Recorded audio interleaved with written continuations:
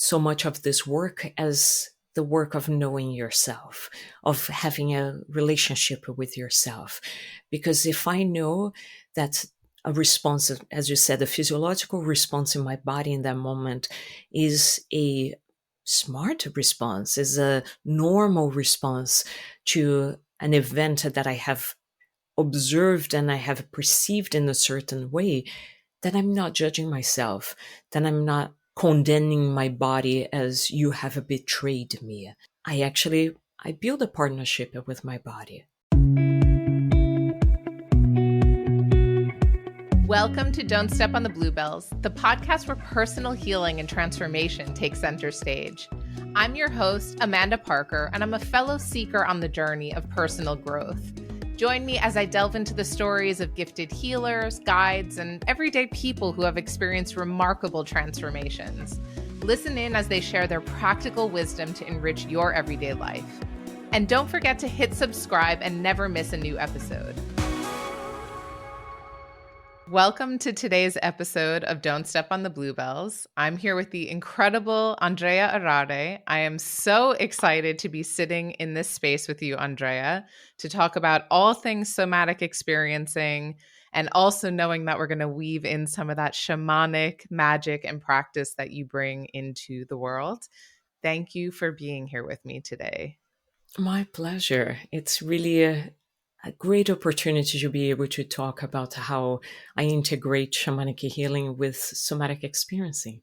Yes, it is. So we had the great pleasure of meeting each other through a series of workshops and community gatherings here in London that are organized through a shamanic foundation that we are both a part of. And I remember I think we must have met about a year and a half ago for the first time. And I just remember loving being in that space with you, that loving, nurturing, really grounded energy that you bring along with you wherever you go. I do have a lot of earth in my map. Okay, that explains it. I think I'm floating in water quite often. Water mixed with fire, it's a very exciting time over here. Yeah, and I would say this is what has been helping me a lot in the last 10 plus years to host women's gatherings. Is I do have a sense of bringing the whole room just down, connecting with the earth and allowing earth medicine to heal us. That's even just a beautiful place to start. What is earth medicine? What does that actually mean?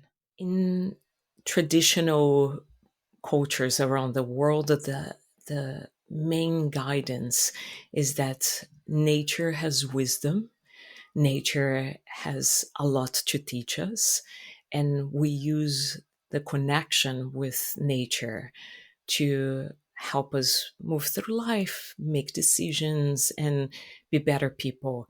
And earth medicine for me is this ability to know, for example, when I look outside of the window right now, that I know that the trees are going through their transition. So my body is going through a transition right now, as raw foods are not as interesting in this moment. Cooked warm stews feel more nourishing. So using the ability to trust that earth is that great provider, and it's also a mother that guides us through life. That's very nicely put. A lot of people who would be listening would have an understanding that there's elements in the universe. We've got these different elements and they may or may not impact us differently. But I think a lot of people are quite out of touch with what that really means and what that looks like in their life. So I'm happy that you bring this in, because it's definitely, we can each be called to different elements, different things that really speak to us at different phases in our life of what we need in that moment. Yeah. And as a shamanic practitioner, is really essential for me to keep a sense of health and balance through the connection with nature. So shamanic practitioners tend to have, even even the urban ones, the ones that live in London. I do. I'm very lucky. I have a garden and I have big parks close by. So is the observance of nature, the singing of the birds in the spring, the coolness of the earth in the winter, is the changing of leaves in the autumn. It keeps guiding us back into what what is my body going through, what kind of transitions nature is guiding all of us. And I have a joke that I say quite often in my moon ceremonies, that if you're not observing what is happening and influencing you, it doesn't mean that is not doing it. It means it's like not celebrating your birthday and thinking that you're not going to get older just because you don't celebrate your birthday, but you are. And so the same thing with the cycles of the moon, with the transitions of the seasons. We are being impacted by this all the time. If we take an opportunity to observe it, we can use that to continue evolving ourselves and growing. And that's why shamans are called the wise ones, because they're constantly trying to improve themselves. I'd love to hear from you. What is something that you're very excited about right now in this moment? I am very excited about my practice. So I have a shamanic healing practice for more than 10 years. I started back in New York City when I lived there. And I transitioned that to London, kind of started all over again since I didn't know people or had a community here at that time, 6 years ago. And my practice has been evolving, as hopefully so am I.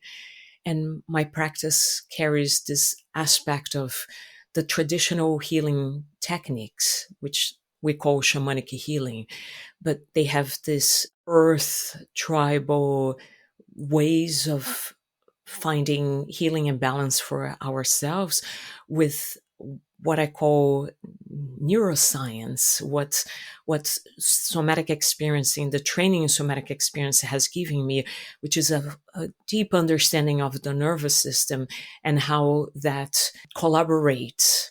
So the challenge I was having with my practice, even though the majority of people who have a session with me will have a positive experience, they will share that they notice changes after the session. What I was noticing is that a percentage of the people couldn't keep the positive changes, and they would go back to the same patterns or negative symptoms afterwards.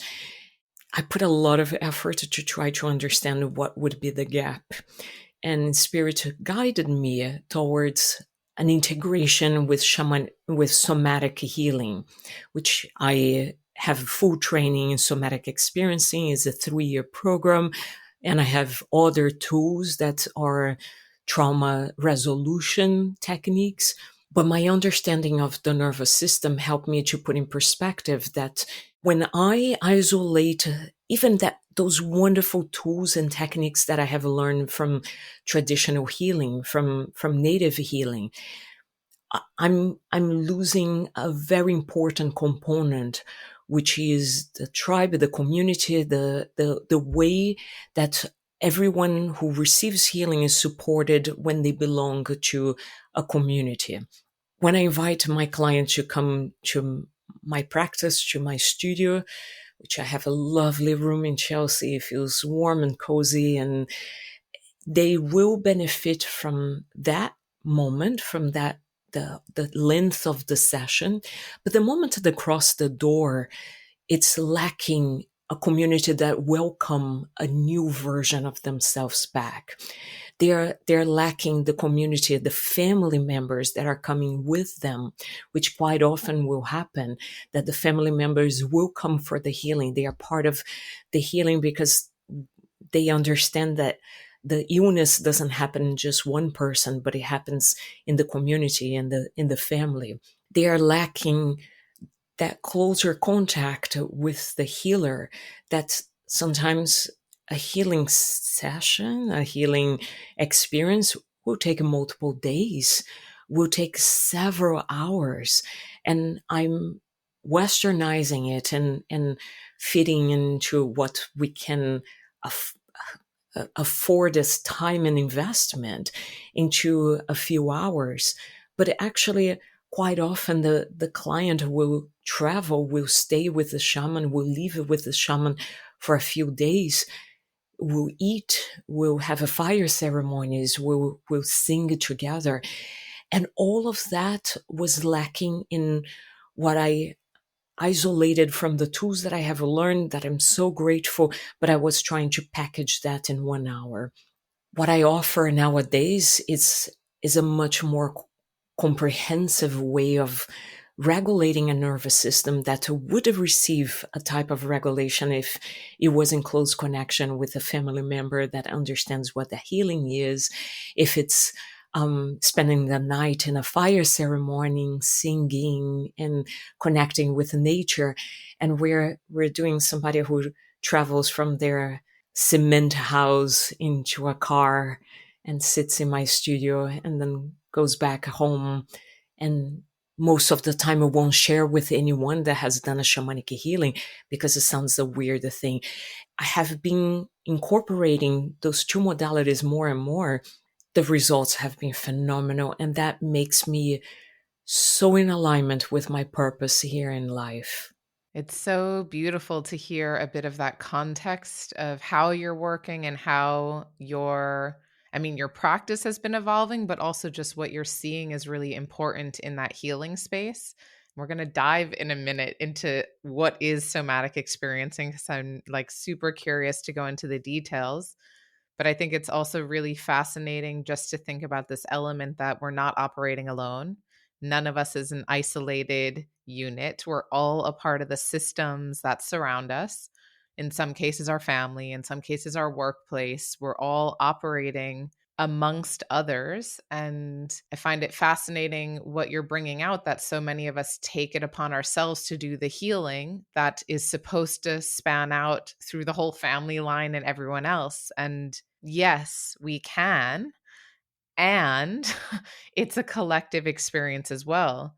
If I do a lot of healing on myself, of course it's going to impact my mother or father or sister or husband or all the people who touch my life intimately.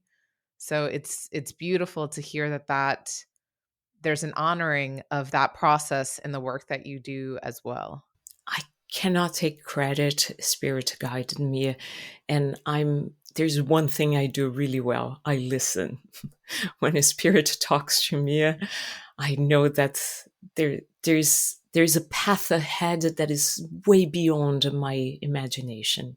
If you would be able to share what I notice, this happens in my own life, and it happens with a lot of the clients that I work with, people who really want to hear that voice of spirit. And they might have nudges of it on their own, and they might know certain ways or little things, maybe in a meditation or maybe writing, but I'm noticing it clearer and clearer that people are hungry for being able to hear that voice clearer.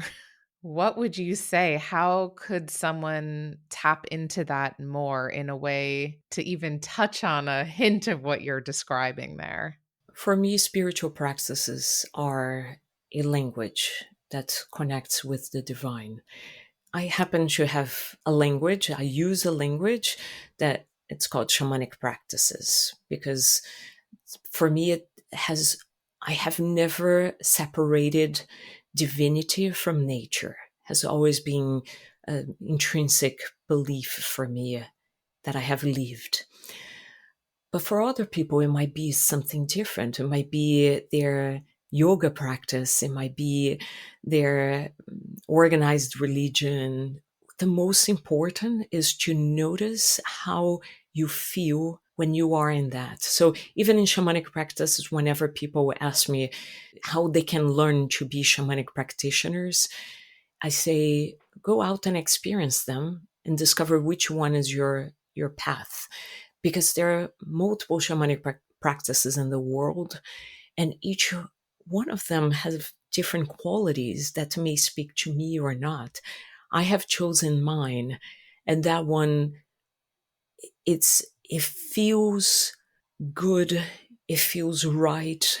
It feels not an effort. But had I tried to fit in a different practice, and I have done this myself, I start searching for spiritual practices when I was 14 years old because I knew I needed to have a connection with the divine and the language of Catholic religion, where I was born into in Brazil, did not express that. I couldn't hear God.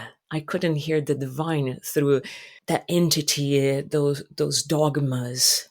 So I went out to experience those. And for some people, walking in nature and observing the singing of birds or the shape of the sky, the clouds, it might be enough. When you find that, you find your language or one of the languages that allow you to connect with the divine. That point is more a feminine way of allowing the communication to come to you instead of, okay, I'm ready and I must hear what is in now. But quite often I will have this whole ceremony and it's meaningful and I feel great about it, but there's no insight. It's just, I'm present. There's a great feeling inside of me. Well, it so happens that the guidance comes when I'm sleeping, when I'm taking a shower, when I'm standing outside with my feet on the floor. The guidance doesn't have to come when I said that I'm ready for the guidance to come. So I would say, if you were to ask me, I'm going to a whole other package that is my favorite thing in life is this, what I call is the new version of healers. We are balanced feminine and masculine. We have deep control of that energy that we put out and we target when we have a sense of our path and we have an ability to soften and receive and be oriented in the direction that is right for us. That is beautiful. And I can laugh about every time that I tried to squeeze a certain routine or ritual and, say, okay, this is the time to connect. And when it didn't work and how frustrating that was. And then all the moments of time, like where divine wisdom has come in, standing on the edge of a forest or overlooking the ocean and then going, oh, wow, well, that was easy. Really tapping into those moments that are where it's simple, where it's easy, where it doesn't have to be contrived or planned or packaged in a certain way.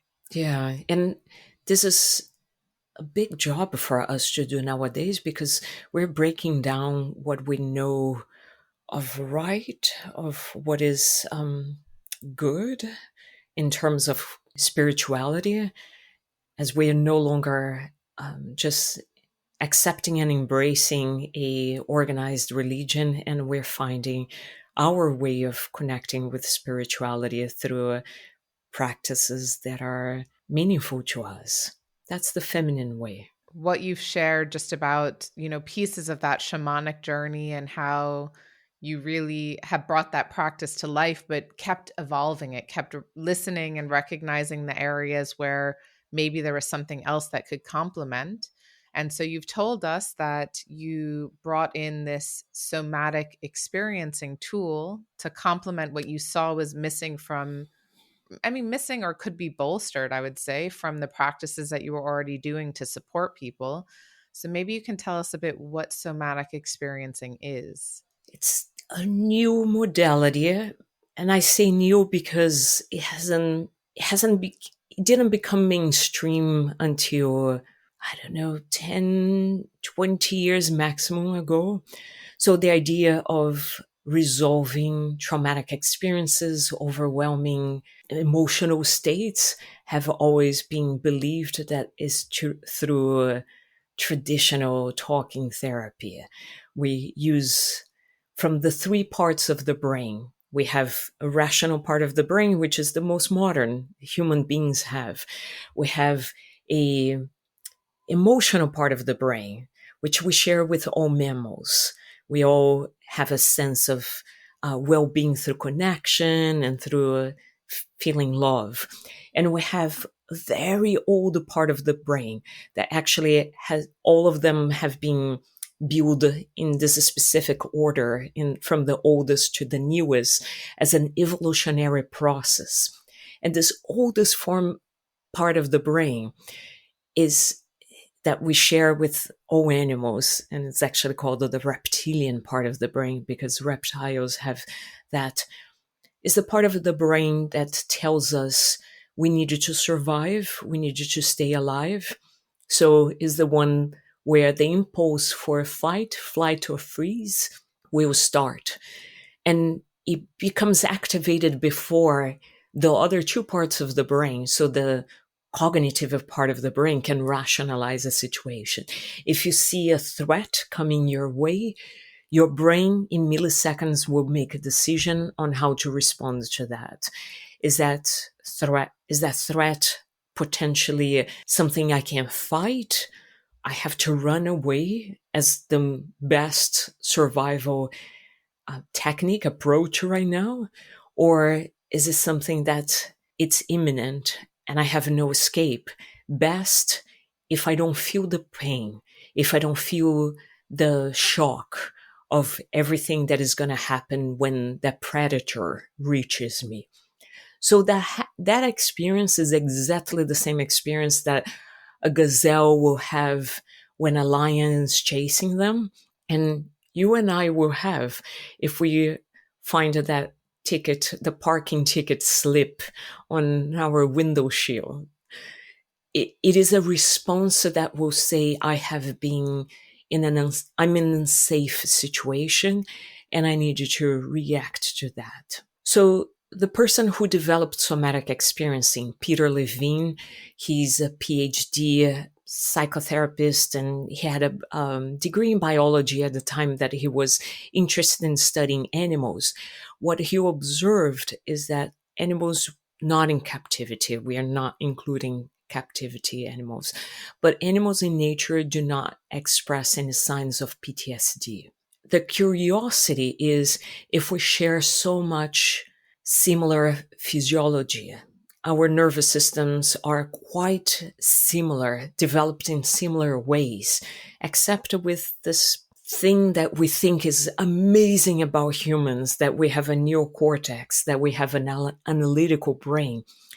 Except for that, our responses to threat, to unsafety, are the same as all animals.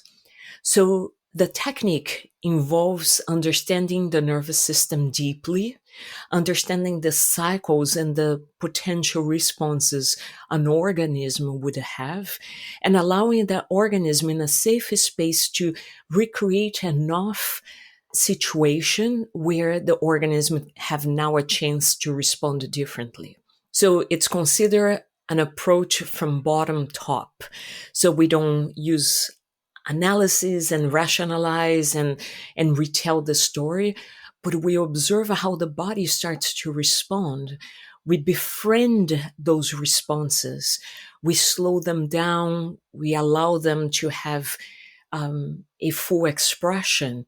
And if needed, which is my favorite thing about somatic experiencing, we do not interfere, but we allow that system to be fully coherent and have a sense of agency in a previous moment where it couldn't have. And that can release trauma, can release stuck survival response actions that couldn't be taken at that time from 5 years, 10 years, 30 years before. The case that I have worked with the longest thread was about 20 years.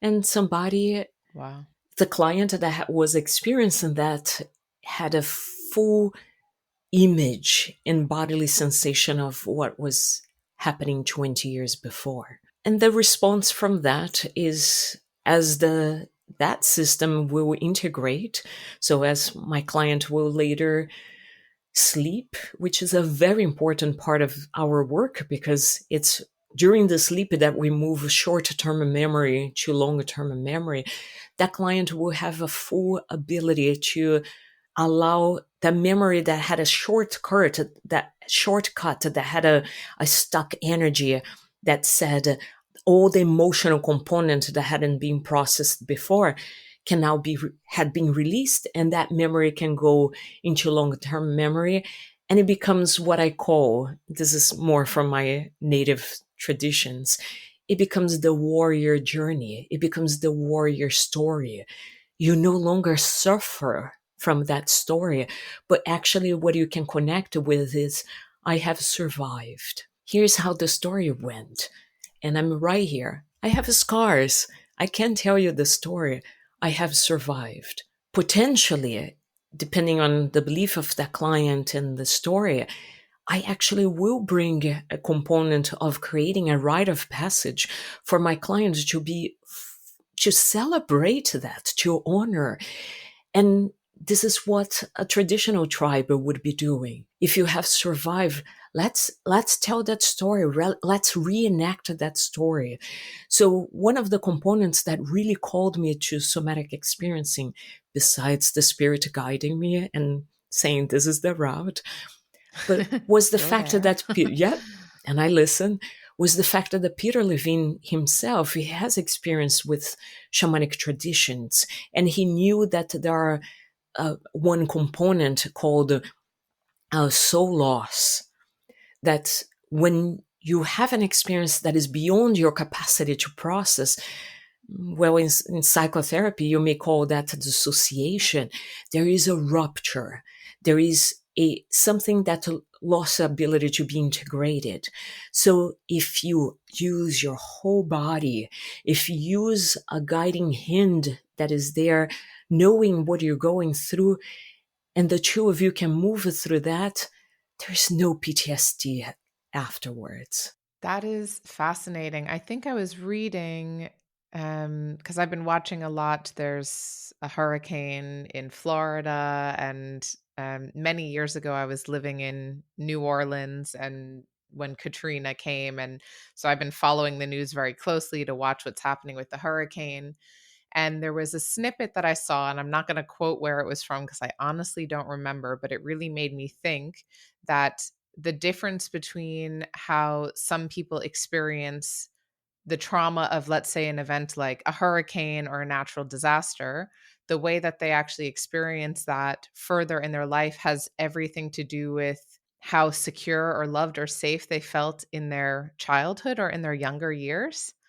And that if you felt really secure and attached and had a safe place to land when you were younger, then you might experience a traumatic event such as a hurricane or losing your home, but you'll move through it. Whereas if you had a lot of insecurity or instability, that has something, an experience like that could really create a trauma that would be very difficult to go through later. Mm. I can understand what that statement is coming from. I'm gonna I'm gonna share here what I Please know challenge. through. I'm gonna share what I have learned through through research. So through data that we have collected of those catastrophes. The people who have an ability to respond anyway, even if it's not effective enough, they hold less trauma than people who paralyze in the moment.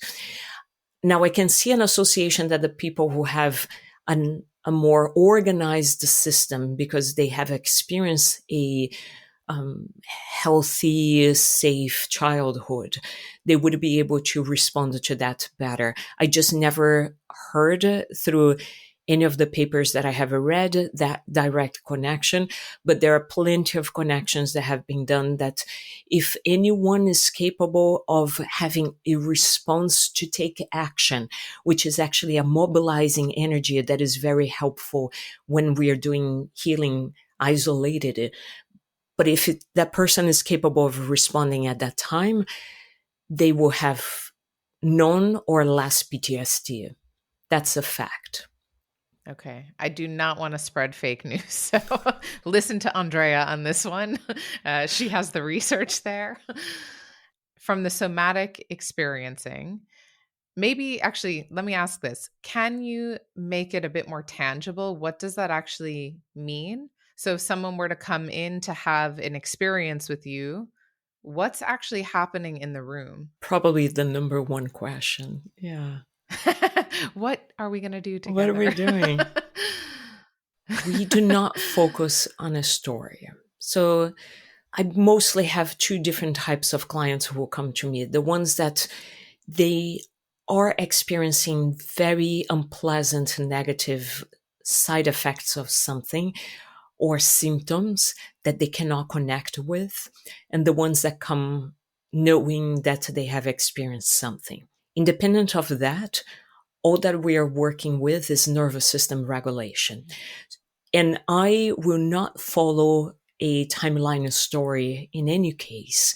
What I want is somebody to have the capacity to break down a lot of the experiences that one would have in, let's say, it's a quite repetitive, unpleasant anxiety on a daily basis, or it's a post car accident. I have actually a magazine piece that was published in work that I done with a client, and she was stuck in a mass shooting in Las Vegas.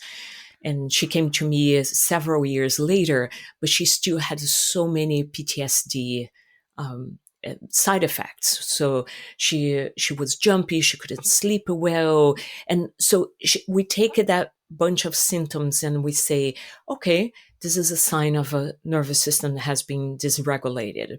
Let's see what we can learn about your nervous system. My favorite thing about somatic experiencing, we don't put anybody in a box.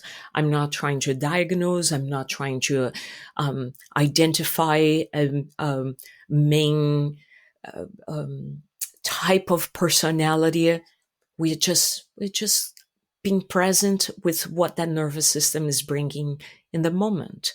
And because I have the knowledge of the nervous system, I'm going to try to track and follow what different stages the person could be responding to something. So how do we start? All my sessions start with grounding in order for the person to have a sense of safety in the body, acknowledging any signs of safety in the room.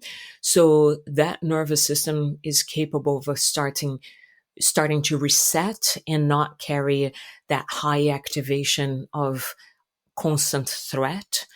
And we live in London. If you walk outside of the street, noises and car honking and ambulances and airplanes flying above our head, all of this is with small increments activating your threat response and making your body to feel that you should be in some kind of high alert.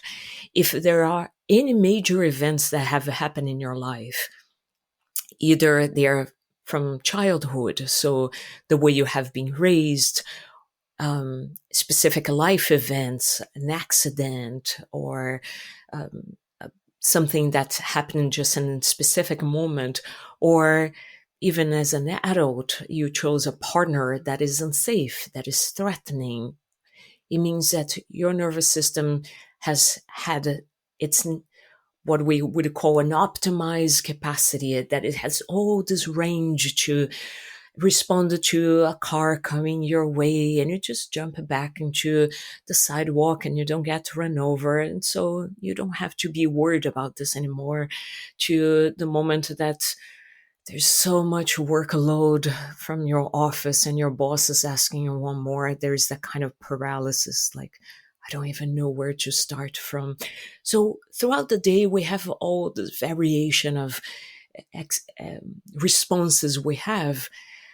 If your nervous system is not regulated and is not optimized, let's say your capacity is this much. So the moment that there is one more thing requiring your response, you just got a ticket, a parking ticket. You go up here. You just really, we have names for this. you just went into a trauma vortex where that original rupture that was caused in your system now gets to be activated, and you spiral without having a knowledge how to work through that. So I give very simple physical clues that in a room there's safety. There's safety in the tone of voice. There's safety in the connection. There's safety in the, I don't know, the decor around us. There's safety in the physical body, in the way that the chair is holding. And after there's enough connection with that, I go into a lot of psychoeducation because most of us don't know how the nervous system works. The first thing I said when I finished the first module of my training in somatic experiencing was, how come I didn't learn that in school? How is it possible that I spend years learning history of places that don't exist anymore, that potentially impact me very little in my life, but I don't know how my own nervous system functions? So psychoeducation is very important to help people understand what they're dealing with, and why is that response a actually very normal response. And quite often when I tell my client how smart your nervous system is, how helpful was for you to actually go into freeze and not feel the pain of being harassed, of being physically and emotionally attacked one more time by their family member, that they then come back to the body and say, you didn't betray me. You have been with me this whole time.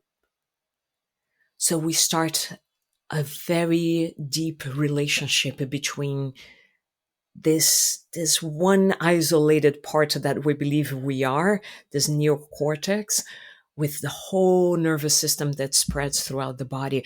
We learn how to do something that is so basic and I had never heard before. Interoception. Interoception is the sensations inside of the body. So if you and me are right now sitting in front of each other, um, which is slightly different than a computer, but we know each other, so it's easier to Yeah. get the connection.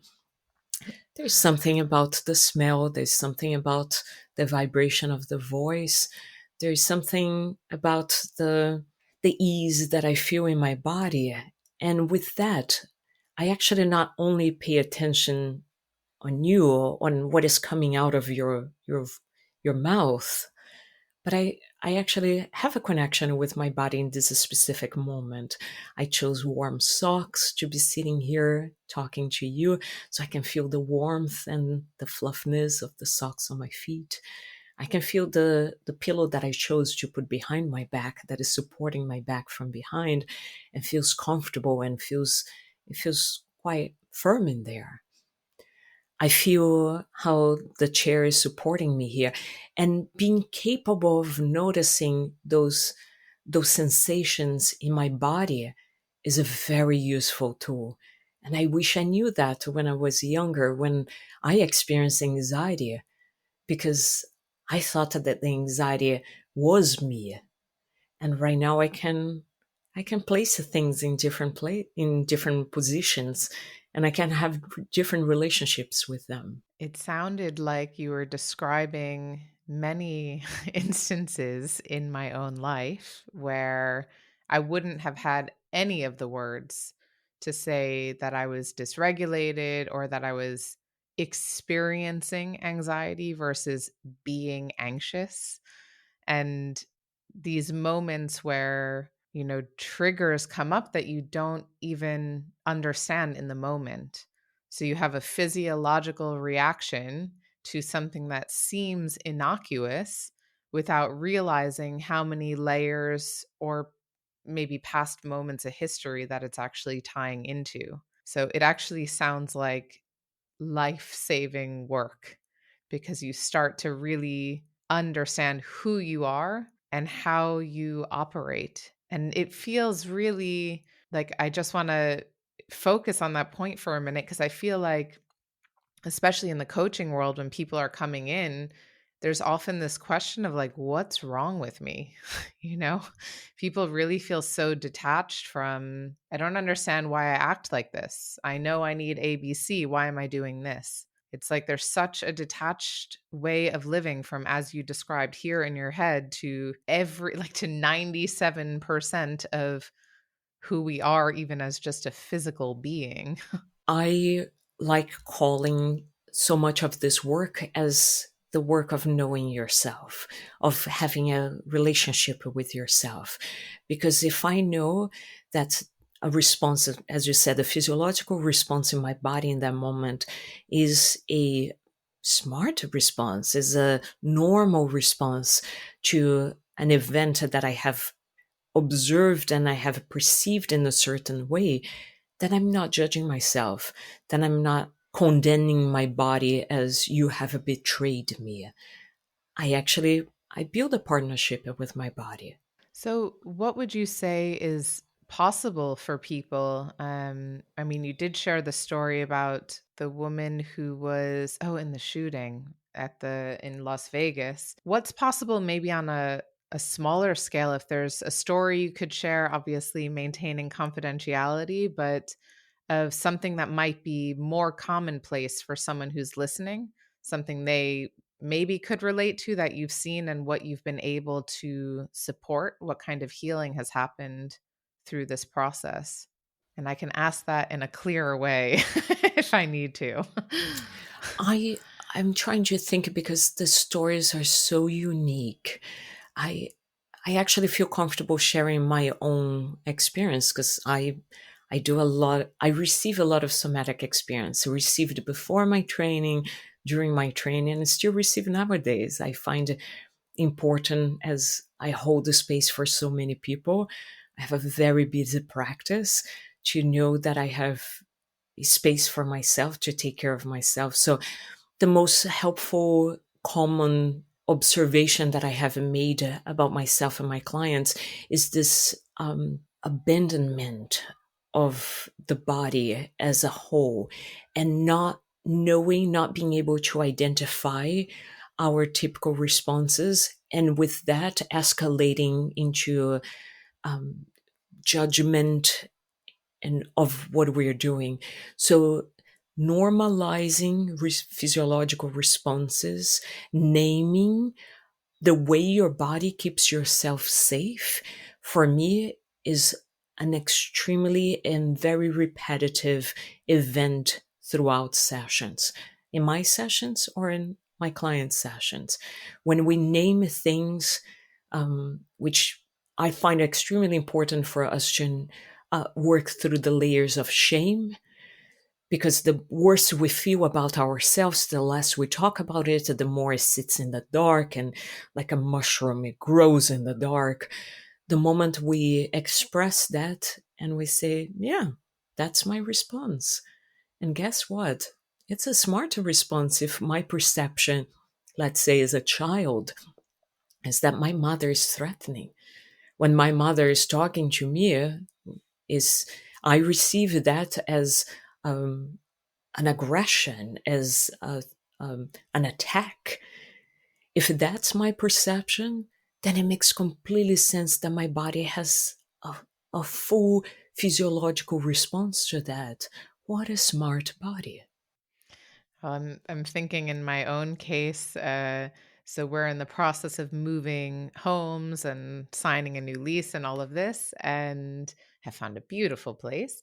And it's just so funny because over the last years, I can't think of exactly when it began. I developed this like really big like adverse reaction to my landlords. And it's happened with the last 3 landlords that I have, that every time there's an email, a phone call, my whole system goes into high alarm.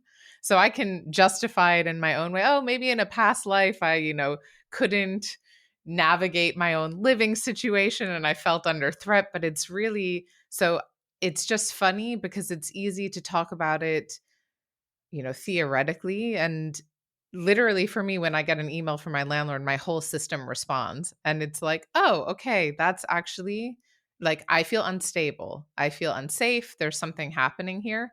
And in the past, it would just be full on threat and go into like attack mode to protect myself. And now I'm like, okay, I know this happens. Like, time to breathe, see what I can do to settle my system in that moment. Well done. That's excellent. And quite often, I'm sure, because I'm a shamanic practitioner, I will include the piece that could be from a previous life, but we never know. It could be a piece from um, authority. It could be something from school that an authority figure just didn't take you, didn't treat you right, and it impacts you in the long term. The most I've heard the most incredible stories. One of my favorites, it's one of the somatic experience teachers, and this is a story that she tells, so it's okay to share. That she had a client with vertigo, and it was very complex for the client to do traveling and work.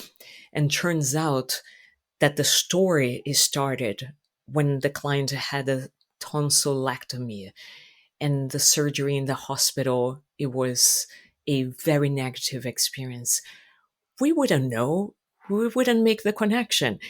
And I have this in my practice. We sometimes, when we discover what was behind that, we don't have to. The result, the ability to resolve that friction there, it will happen independent of if we discover. But it's fantastic when we have those aha moments, and the client says, I just had a memory. I had those myself. So you connected the dots, and there we go. The vertical was gone. What came up as you were saying that was that because it's not always such a direct link, like you couldn't just be like, oh, I had a bad landlord and now I'm scared of landlords. It actually takes a lot of that either blame or guilt off your shoulders. It's not something you're carrying from an experience you had or something you did. It's like, that's the first thought that came up was, oh, actually, it's not about fixing something that's broken there. It could be something that is totally unrelated that you wouldn't possibly be able to know just in your waking everyday life. That's right. And the nervous system is never broken. The nervous system is really smart and always responds with the best way that believes is an outcome that provides the highest survival rate, even if that's the freeze. And when I work with women who had sexual abuse, and they describe to me that they went into a freeze and a dissociation, the level of guilt that we include in with our behavior is tremendous. I guess I should have done something. I guess I should have reacted. And then we discover that that was genius. You survived. And you survived without being, I don't know, sometimes harmed, punched physically, having worse violence done. That was a very smart maneuver. That gives a person that is carrying all those layers of discomfort and trauma with an event a huge relief and opportunity to start a healing. So, as you have moved through this journey, were there any particular moments of like challenge or difficulty that you faced to be able to be in this place now where you really love your practice and get to love the work that you're doing? So, what were some of those maybe roadblocks or challenges that you faced along the way? I don't think I had, because, and again, I'm not taking credit. I do listen to spirit when spirit guides me. But what I can remember are all the times that I was trying to go in a direction that my head thought was the right one, and it didn't work that way. And I did feel upset then. But right now, from my 49th year of living, when I look back, I wouldn't have changed anything. They were all perfect.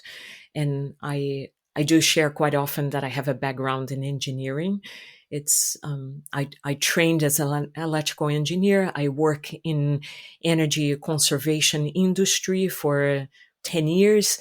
Whenever I feel that that wasn't my expression, wasn't my best soul expression, I look back and I think I learned so much about myself at the time that I didn't know my true calling was to serve as a spiritual guide, as a trauma therapist. I learned so much and I use a lot of those. Finding patterns is one of the things. I'm a puzzle solver, so I can look for those patterns in my clients' nervous system in their lives, and I just highlight those and I say, huh, did you notice this before? And I love that I have that capacity. No, I don't think I had roadblocks. I think I had plenty of moments where Spirit was saying, yeah, I know, very cute. You think this is the way. Let me show you where you're going to go next. Well, that can also be hard to listen to that call, so it sounds like you let it guide you, you know? I did not think that this was going to be where I was a work practice. It was not a plan. I have been very guided, and I'm even grateful that doors have opened. For example, as I train as a somatic experience practitioner, the UK Association for Somatic Experience Practitioners, which is the organization that regulates that we have the right certifications and we have the right standards, they invited me to give a lecture in how I combine somatic experience with shamanic healing. So there are plenty of practitioners and a whole industry out there saying, this is valid. We believe in this. Tell us more. What can we learn from this and expand our perception in integrating different modalities? So I collaborate quite often with psychotherapists who are well educated in alternative practices, where they believe that shamanic healing has plenty of tools to help the clients overcome those roadblocks, who are um, educated right now in newer modalities of trauma resolution. Even though they have not been trained themselves, they would like somebody like me to support their clients with those blocks of events.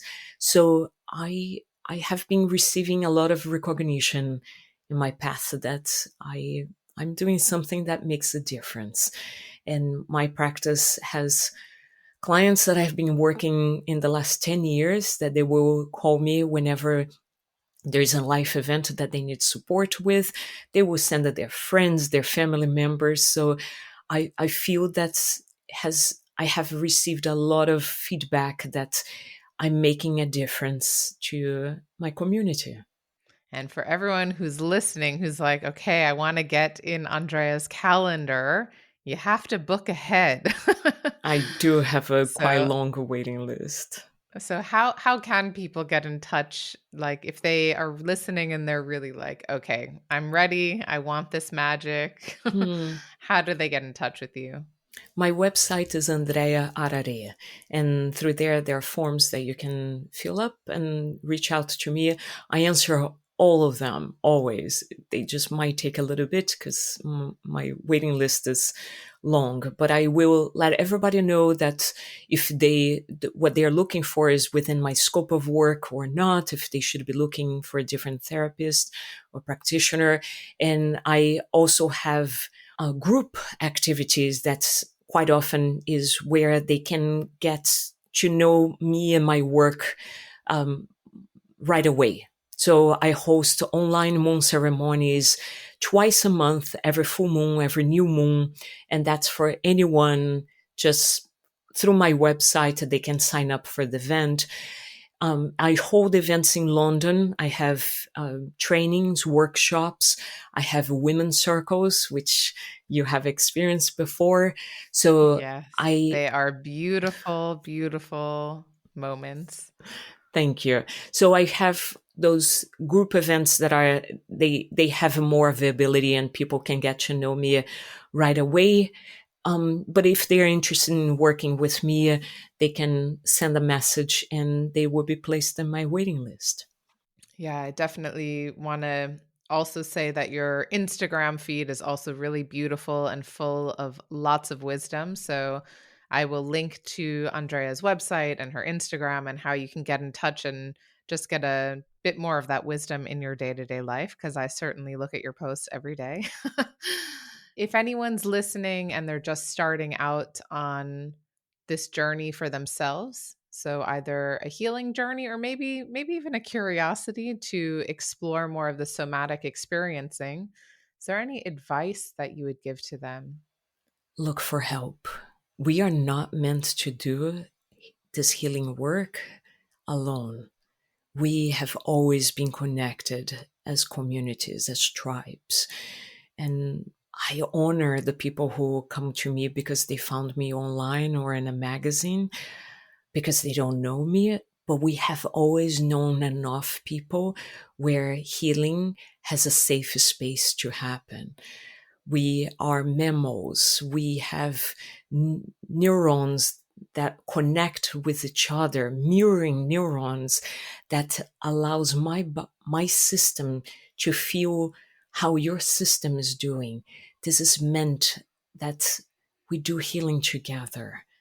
You may have lots of tools and you may do complement your healing by yourself, but look for support. There are so many people like me who finds fulfilling to guide somebody through their healing journey. Oh, that's beautiful. That is a wonderful way to bring our conversation to a close.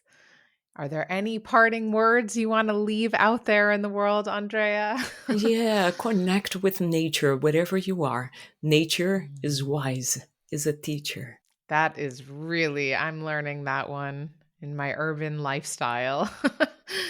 How important those trees are and all the ravens that join every day. So, thank you so much for sharing your wisdom, for sharing your stories, for teaching us really the different ways that we can access this healing. I'm so grateful. And I know that, yeah, I know this episode's really going to touch a lot of people and open their minds to, I think, something that we don't even know is possible for us at the simplest level. Fantastic. It has been really fun and my pleasure. And thank you for the opportunity to share different modalities and happens to be right now my approach for healing. Thank you. And to everyone who's listening, thanks for tuning in to this episode of Don't Step on the Bluebells. Thanks for tuning in to today's episode of Don't Step on the Bluebells. If you enjoyed this conversation, please give the podcast a 5-star rating wherever you listen. And don't forget to hit subscribe and follow along so you never miss a new episode.